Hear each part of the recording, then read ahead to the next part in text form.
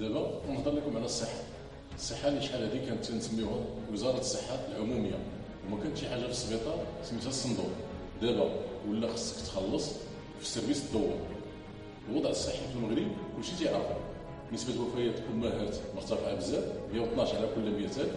3% ديال المغاربه ما كيلحقوش 5 سنين، والربع ديال العائلات ديال المغرب عندهم لانيمي او ما يسمى فقر الدم.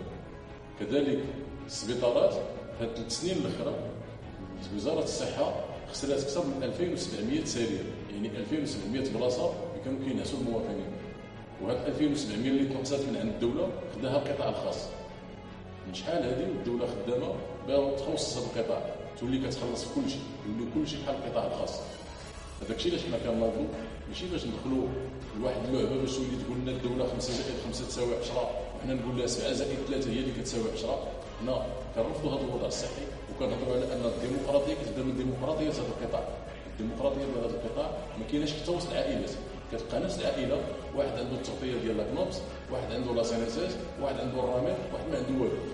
اذا ما قدرناش نضمنوا العائله وحده نفس التغطيه الصحيه ونفس العلاجات، فكيفاش غادي نقدروا نضمنوا هذا الشعب كامل؟ كذلك هذا العام كامل ربما سمعتوا هذا الصداع ديال الدواء، وكل مره تيقولنا الثمن ديال الدواء نقص، ولكن فاش كتدخل للفارماسي كتلقى ما نقص والو.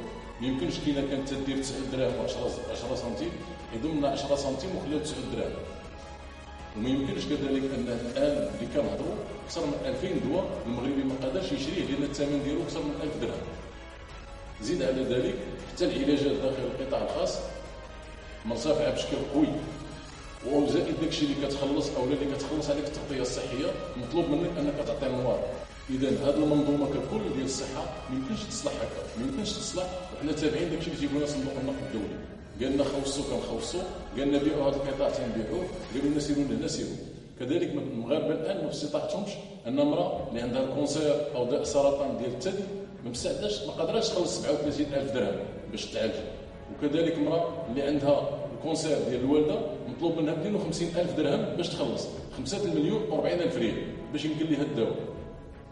كذلك تزيد امراض اخرى، كذلك الناس اللي عندهم السكر، اللي عندهم الطونسيون، كلشي اللي كيشري الدواء كيلقى الدواء غالي لان الدوله ما بغاش توفر الدواء. من شحال هذه وحنا خدامين، شحال هذه الناس كتشتغل باش نوفروا العلاج.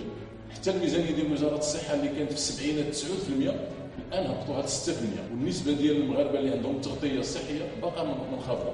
وهنا غادي نهضر على قطاع ما كيهضروش عليه بزاف ديال الناس، اللي هو القطاع ديال الاطباء والصيادله والمهندسين ديال القطاع الخاص اللي ما عندهم حتى تغطيه صحيه. فيمكن لكم تصوروا ان الطبيب اللي كيعالجك ما عندوش تغطيه.